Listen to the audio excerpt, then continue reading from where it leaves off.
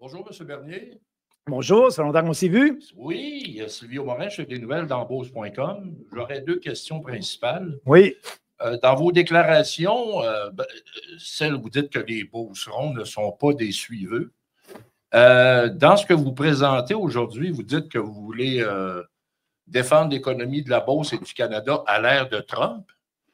Mais si vous n'êtes pas un suiveux, vous semblez suivre beaucoup ce que lui propose. Et je vois pas là-dedans. S'il vous plaît, laissez poser la question, là. Vas-y. Ce que vous dites là-dedans, à quel endroit que vous allez défendre les intérêts? Tout ce que vous proposez, c'est de céder à Trump ce qu'il demande. Qu'est-ce que vous proposez là-dedans qui va défendre les intérêts de la Beauce et du Canada? Bien, je propose, ça fait longtemps, comme je l'ai dit dans mon discours, de faire en sorte de sécuriser la frontière, pas seulement pour Trump, mais aussi pour les Canadiens.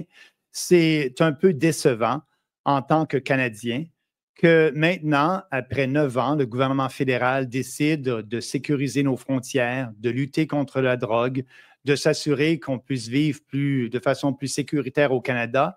Et tout ça, ça a pris un président américain pour que le gouvernement du Canada se réveille et le fasse.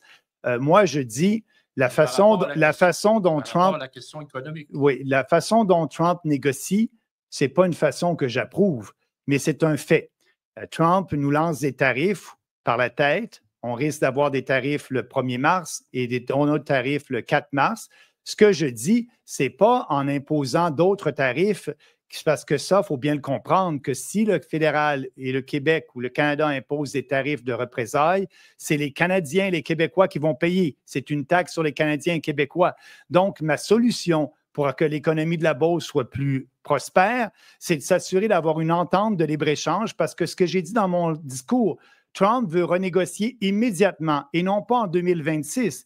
Immédiatement une entente de libre-échange. Et c'est ce qu'il faut faire. Il faut s'asseoir à la table immédiatement et négocier. Et tout est sur la table pour le bien de l'économie beauceronne. Comme je l'ai dit dans mon discours...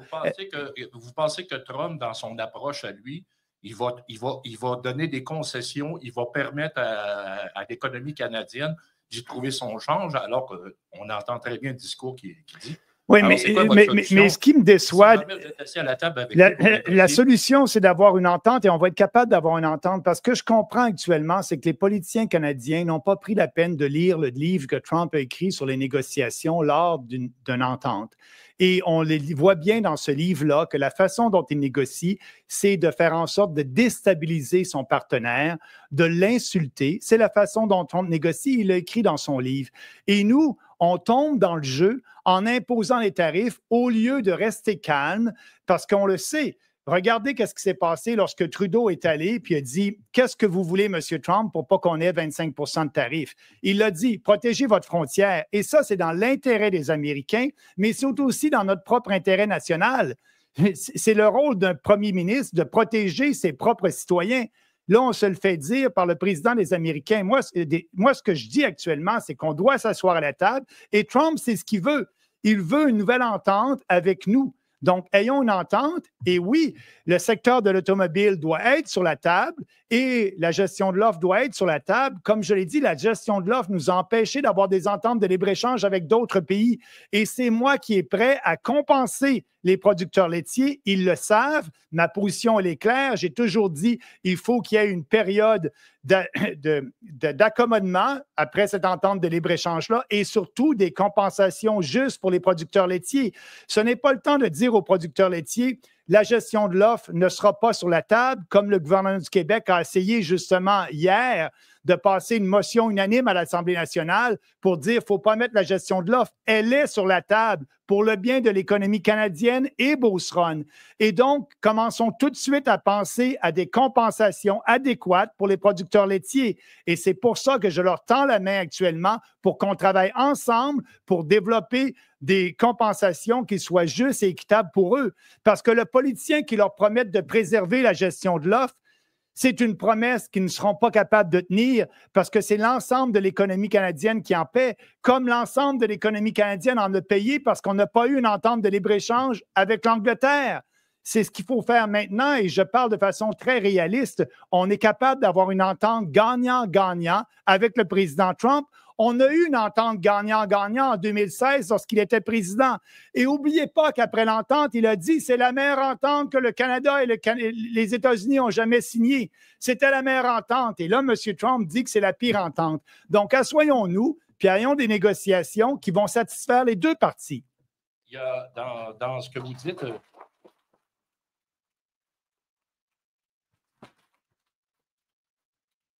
La production laitière dans la Beauce, c'est important, mais ce que je ne vois pas là-dedans, c'est toutes les entreprises manufacturières de la Beauce. Qu'est-ce que vous proposez là-dessus? Mais je le dis. En dehors de la gestion non, je le dis dans le discours. De l'offre.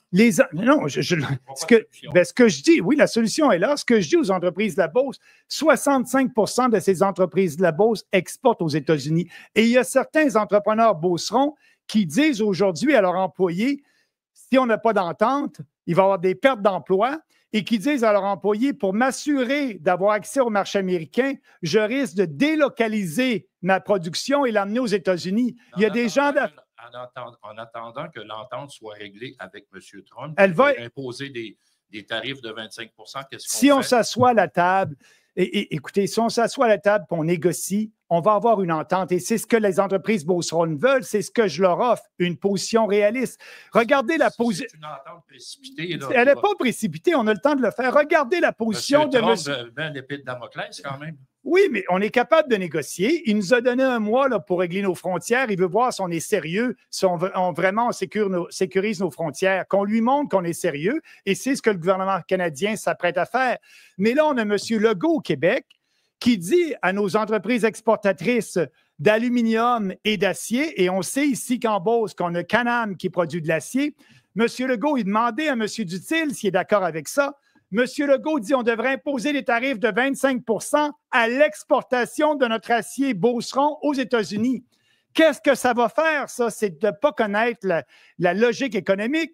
Les seuls produits d'acier qui vont être non compétitifs sur le marché américain, ça va être les produits de Canam-Manac. Actuellement, l'imposition de 25 des tarifs sur l'acier est la même chose pour tous les pays.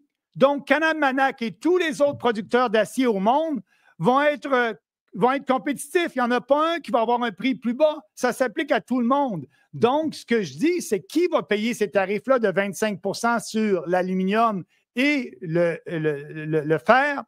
Bien, c'est les Américains. Mais la solution de M. Legault de réimposer les tarifs, ça va nulle part. Ça va à l'encontre des intérêts des entreprises beauceronnes et de Canam-Manac. Ça va à l'encontre de tout le monde d'imposer des tarifs aux Canadiens, à nos entreprises et faire des mesures de représailles.